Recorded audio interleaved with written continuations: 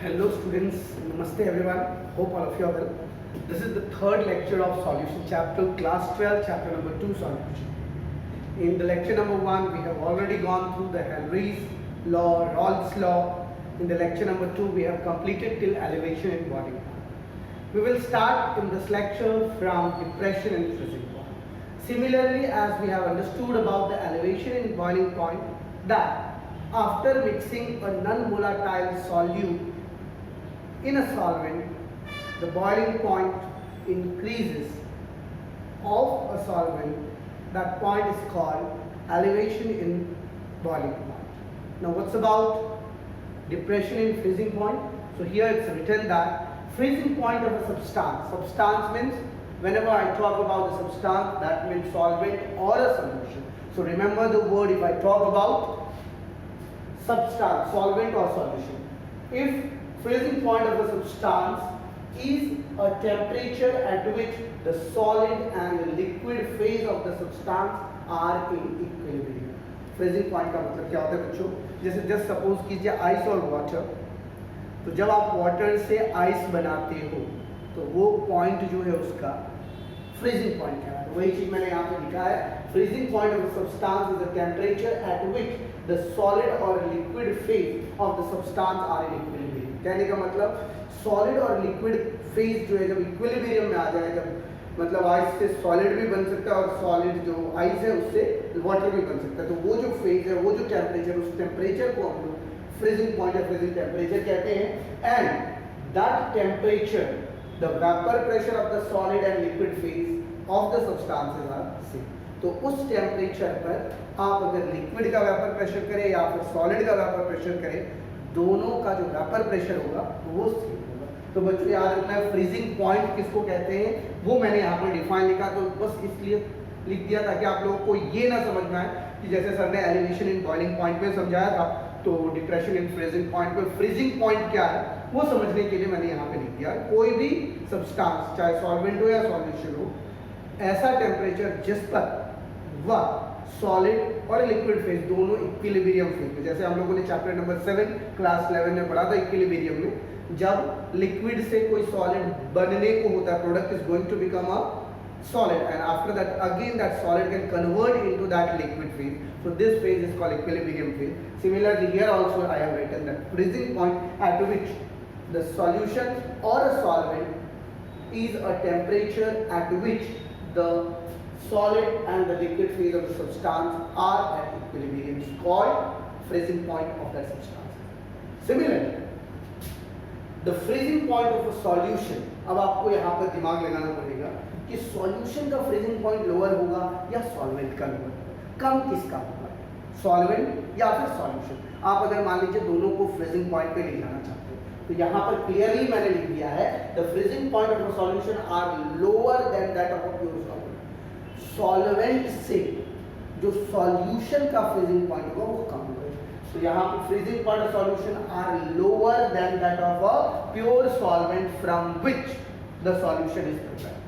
जैसे सॉल्यूशन बनाया, अगर मान लीजिए हम लोग शरबत बनाते हैं, तो सपोज कीजिए कि we are making a sugar solution, तो शुगर सॉल्यूशन का जो फ्रीजिंग पॉइंट होगा और वाटर का जो फ्रीजिंग पॉइंट होगा, दोनों में डिफरेंस क्या होगा, यहाँ पर सॉल्यूशन लोअर होगा than that of pure solvent from which the solution is prepared. Thus ये जो डिक्रीज इन फ्रीजिंग पॉइंट है, आप कहोगे कि सर पानी को तो इजीली बस 0 डिग्री सेल्सियस पे बना सकते हैं, लेकिन आपने सॉल्यूशन में शुगर में मिक्स कर दिया तो सॉल्यूशन का जो फ्रीजिंग पॉइंट होगा वो कम होगा, जो 0 डिग्री से कम होगा. It can be freezed at 4 degree, it can be freezed at 10 degree. तो वही चीज मैंने यहाँ पे लिखा है, the freezing point of a solution are lower than that of a pure solvent from which the solution is prepared. Thus decrease in freezing point, ये जो डिक्रीज हो रहा है, decrease in freezing point of a solution from which the solvent is prepared. From solvent, यहाँ पर यही चीज है, जो सॉल्यूशन बना जिस चीज से है उस सॉल्वेंट से बना होगा. दस decrease in freezing point of a solution from the solvent. अब सॉल्वेंट से जो कम हो रहा है फ्रीजिंग पॉइंट सॉल्यूशन का, उस पॉइंट को डिप्रेशन इन फ्रीजिंग पॉइंट कहते हैं. तो अब यहाँ पर इसको कैपिटल टी एफ से, मतलब डेल्टा टी एफ, जो टेम्परेचर का जो डिफरेंस है सॉल्यूशन और सॉल्वेंट का, वही डेल्टा TF, वही आपका डिप्रेशन इन फ्रीजिंग पॉइंट है। तो होप आप लोगों को यहाँ तक तो समझने में कोई दिक्कत नहीं होगी। अब आगे हम लोग बस इक्वेशन को खाली ड्राइव करना है, ताकि इक्वेशन अगर हमारा ड्राइव हो गया तो फिर आप लोगों को समझने में कोई भी दिक्कत नहीं। अब आप लोग मुझे बताइए मोलर सॉल्यूशन किसको कहते हैं?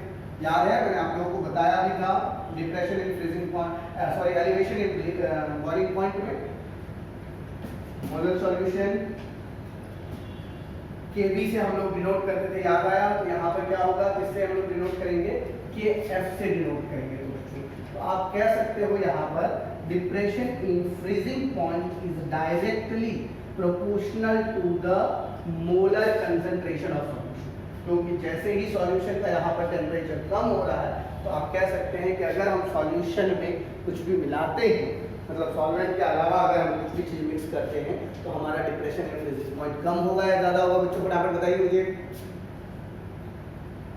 तो यहाँ पर आप कह सकते हो कि डेल्टा TF जो है वो किस चीज का है? डेल्टा TF का मतलब क्या हुआ बताइए फटाफट। तो ये आपका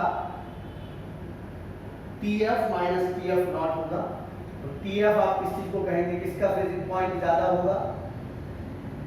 फटाफट बताइए बच्चों, किसका फ्रीजिंग पॉइंट ज्यादा होगा? सॉल्वेंट का या सॉल्यूशन का? सॉल्वेंट का फ्रीजिंग पॉइंट ज्यादा होगा, सॉल्यूशन का कम होगा। तो ये जो दोनों का डिफरेंस है वही तो हम लोग कहते हैं depression in freezing point. Yes और नो फटाफट बताइए। Delta TF is equal to, अगर आप इसको ही मान लेते हैं कि भाई ये सॉल्यूशन है और ये सॉल्वेंट है, सॉल्वेंट का ज्यादा होगा, सॉल्यूशन का ज्यादा होगा और सॉल्वेंट का मतलब 0 डिग्री सेल्सियस और 4 डिग्री 5 डिग्री सेल्सियस में आप इस तरीके से कह सकते हैं delta TF is equal to TF naught minus TF। TF naught और TF की वैल्यूज में अगर आप लोगों को कहीं भी कोई दिक्कत हो तो आप लोग बोलना कि पहले मोलर डिप्रेशन कांस्टेंट हम लोग समझ लेते हैं। Decrease in freezing point of a solution, decrease in freezing point of a solution prepared by dissolving 1 gram molar mass of a non-volatile solute into 1 kilogram of a solvent is called molar depression constant and it is denoted by Kf। तो जैसे हम लोगों ने Kb वहां पे लिखा था, यहाँ पर Kf decrease in freezing point of a solution prepared by dissolving 1 gram of molar mass of non-volatile solute into 1 kilogram of solvent is called depression constant and it is denoted by Kf। फिर से सुन लीजिए, decrease in freezing point of a solution, decrease in freezing point of a solution prepared by dissolving 1 gram molar mass of non-volatile solute into 1 kilogram of solvent is called depression constant and it is denoted by। तो यहाँ पर जो depression in freezing point है और molar depression constant है, अब यहाँ पर वही चीज मैं आप लोगों को बताना चाह रहा था कि delta TF is directly proportional to, अब बोलोगे क्या सर? Molar concentration. ये याद रखना आप लोग बच्चों, जैसे हम लोगों ने एलिवेशन इन बॉइलिंग पॉइंट में निकाला था वैसे ही हम लोग यहाँ पर निकालेंगे। यहाँ पर M जो है मोलालिटी के रूप में होगा, याद रखना बच्चों।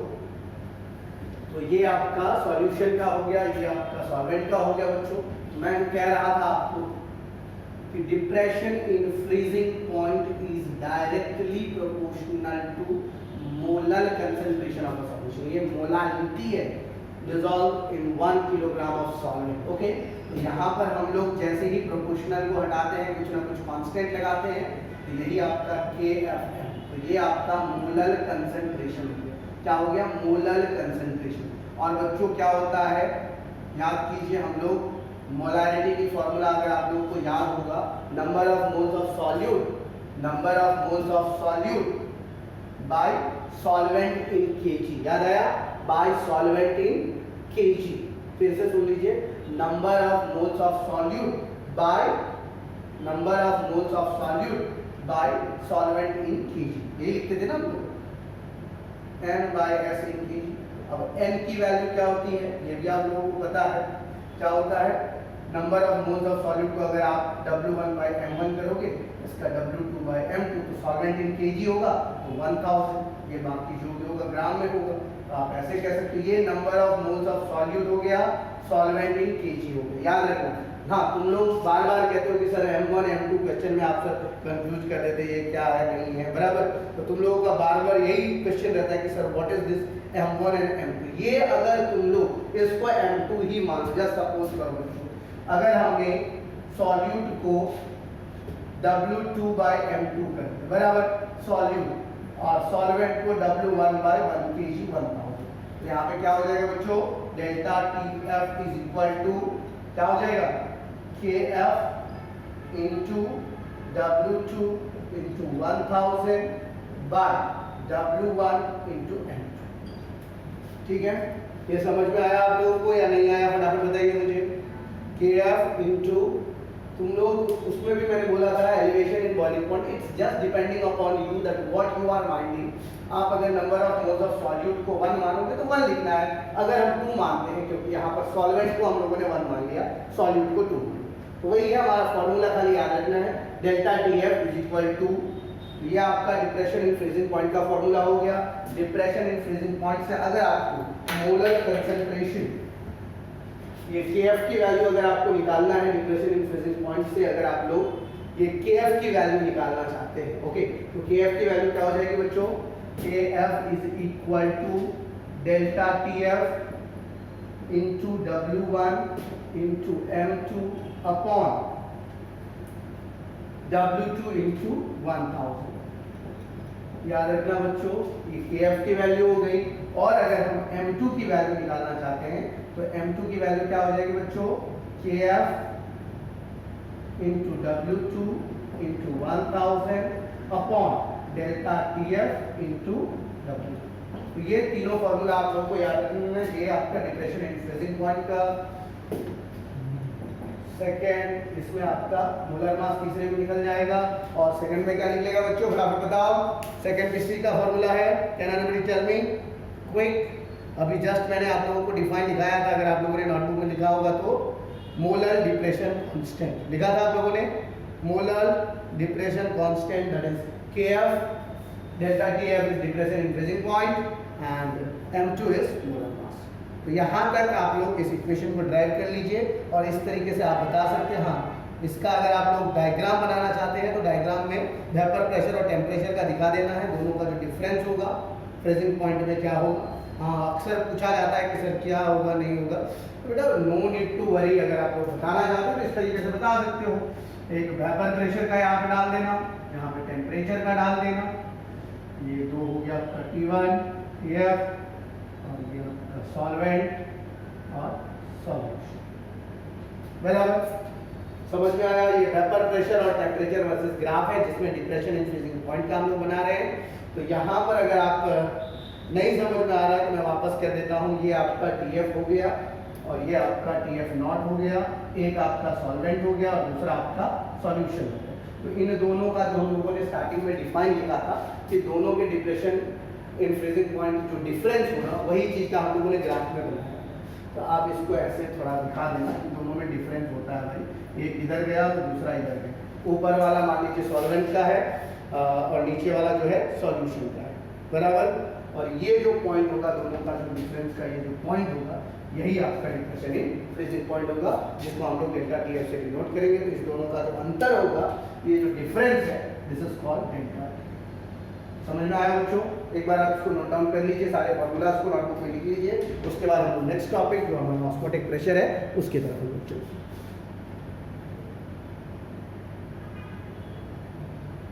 चलो बच्चों, तो अब हम लोग चलते हैं ऑस्मोसिस किसको कहते हैं और ऑस्मोटिक प्रेशर किसको कहते हैं, इसकी तरफ हम लोग।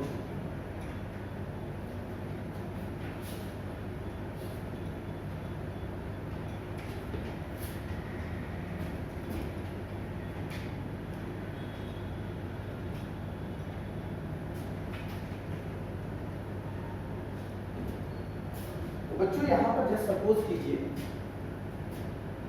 हम सब जानते हैं अगर हम सॉल्यूशन और सॉल्वेंट में देखें तो सॉल्यूशन का कंसंट्रेशन क्या होगा, इन लोगों का सॉल्यूशन का कंसंट्रेशन हाई होगा इन कंपैरिजन टू सॉल्वेंट, बराबर। तो अगर आपको यहाँ पर पता है कि सॉल्वेंट जो है इन दोनों के बीच में अगर हम इस मेम्ब्रेन, इसको सेमी परमिएबल मेम्ब्रेन,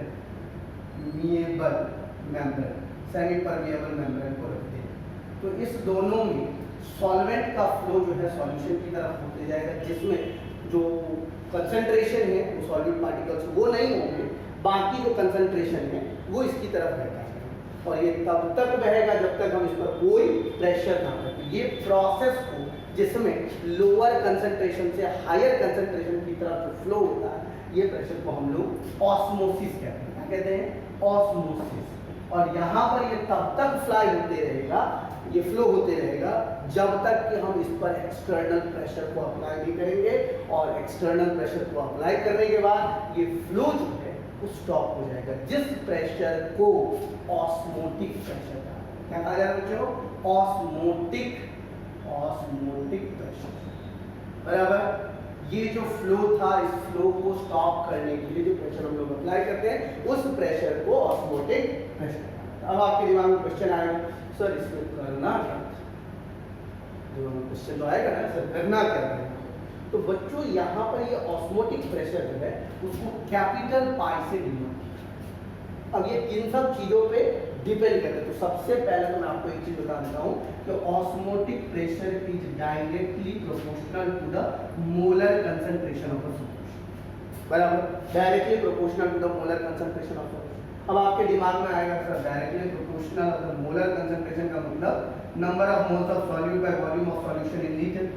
अगर हम नंबर ऑफ मोल्स की सॉल्यूट जो है 1 n की वैल्यू अगर 1 कर दें तो ये हो सकता है कि नहीं हो सकता है बच्चों? If n is equal to 1 then होगा या नहीं होगा? तो यहाँ पर याद कीजिए ऑस्मोटिक प्रेशर। और अगर हम चैप्टर नंबर 5, जो हमारा चैप्टर नंबर 5 का नाम क्या था? स्टेट्स ऑफ मैटर, उसमें हम लोगों ने बॉयल्स लॉ में पढ़ा था P is inversely proportional to V। ये बॉयल्स लॉ था, याद है आप लोगों को? ये chapter number 5 states of matter में क्लास 11 में हम लोगों ने पढ़ा था।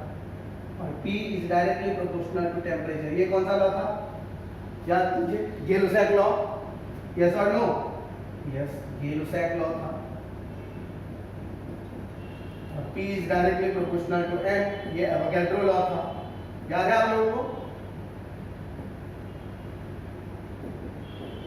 ये हमारा सिंपल गैसेस के लिए था। यहाँ पर जो है हम लोग कंसंट्रेशन वाले गैसेस को कर रहे हैं, तो सिमिलरली यहाँ पर 1 to 1 यहाँ पर वेन एंड हॉफ को कंपेयर कर दिया गया।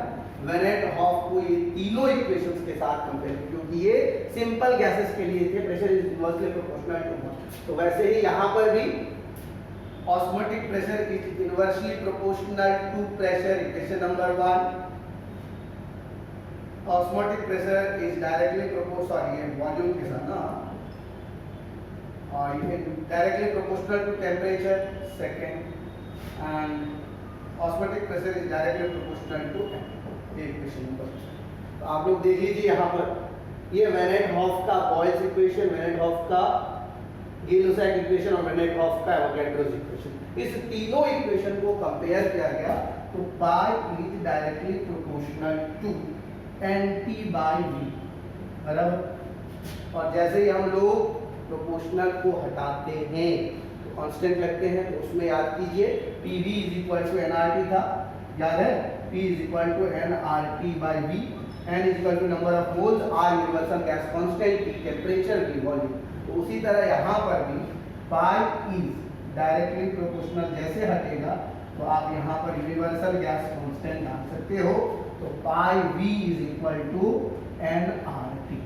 तो ये जो है आपका ऑस्मोटिक प्रेशर का गैसियस इक्वेशन है, जैसे हमारा सिंपल गैसियस इक्वेशन होता है। यहाँ तक समझने में कोई दिक्कत आप लोगों को? फटाफट इसको नोट डाउन कर लीजिए।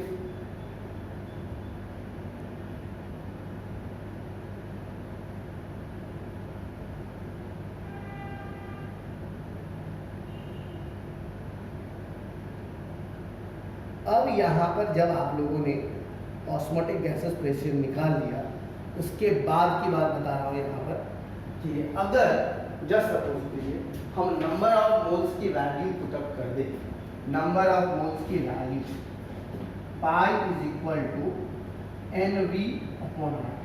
NV क्या है? Number of moles of solute by volume of solution in litre, that is called molarity, जो हम लोगों ने यहाँ से टच कर दिया। इसको कैपिटल M से डिनोट किया जाता है उसको मोलैरिटी को, ये भूलना मत, मोलैरिटी है।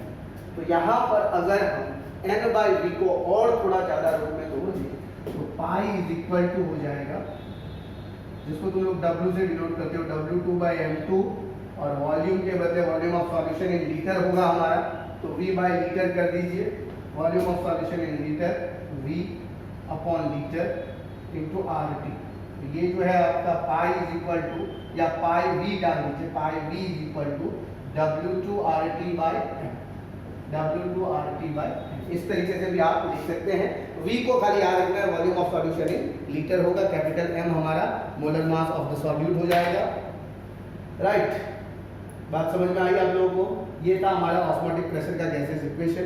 इसके बाद अब आप लोगों के दिमाग में क्वेश्चन आएगा, सर कभी ना कभी तो इस दोनों का कंसंट्रेशन एक जैसा होगा। यस, जब एक जैसा हो जाएगा तो उसको हम लोग आइसोटोनिक सॉल्यूशंस करेंगे, या आइसो बार, आप इसको आइसो ऑस्मोटिक बोल सकते हैं, आइसो ऑस्मोटिक सॉल्यूशन, जब दोनों का कंसंट्रेशन बना होगा। और एक समय ऐसा आएगा जब सॉल्वेंट का कंसंट्रेशन हाई होगा, तो उस समय क्या होगा सर? तो उस समय सॉल्यूशन की तरफ कंसंट्रेशन जाएगा, तो उसको हम लोग कहते हैं रिवर्स ऑस्मोटिक प्रेशर। बात समझ में आया बच्चों? तो यहाँ पर तुम्हारे एनसीईआरटी में एक इक्वेशन दिया होगा, दैट उसके बदले में सी से रिप्रेजेंट किया होगा। जस्ट एक सेकंड के लिए आप लोग रुक जाइए, ताकि मैं आपको बता दूं कि आपके एनसीईआरटी में जो इक्वेशन दिया है, वो इक्वेशन आप लोग लिखना ना भूलें।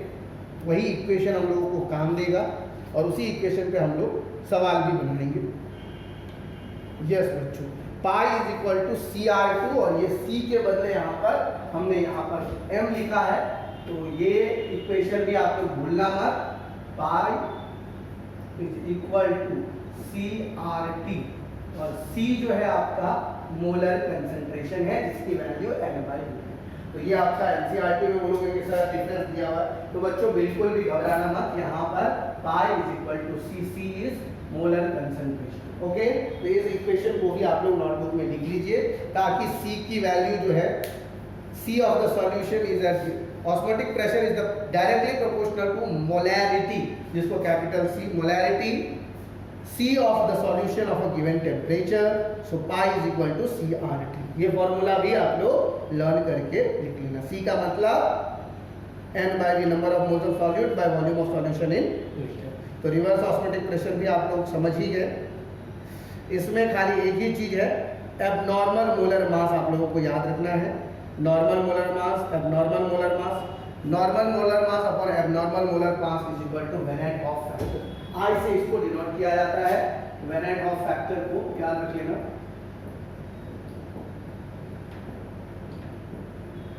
इसको आई से डिनोट किया, तो normal molar mass upon abnormal molar mass is equal to van't Hoff factor i. ये वेनेट के साथ ही इस पूरे इक्वेशन को कंपेयर किया। इसमें आपको जो मेन फाइंड है वो यही तीनों चीज का, ताकि आपका जो एलिवेशन इन बॉइलिंग पॉइंट है, डिप्रेशन इन फ्रीजिंग पॉइंट है, और ऑस्मोटिक प्रेशर है, इस तीनों इक्वेशंस को वेनेट हॉफ के साथ कंपेयर किया गया। तो वही चीज जो मैंने आपको बताया, normal by abnormal molar mass is equal to van't Hoff. तो बच्चों इस तरह से हमारा सॉल्यूशन चैप्टर कंप्लीट होता है। इसके आगे भी मैं एक वीडियो बनाऊंगा पूरा का पूरा चैप्टर, जिसमें एक्सप्लेन रहेगा। आई होप वो वीडियो में आप लोगों को सारे कंसेप्ट समझ में आ जाए।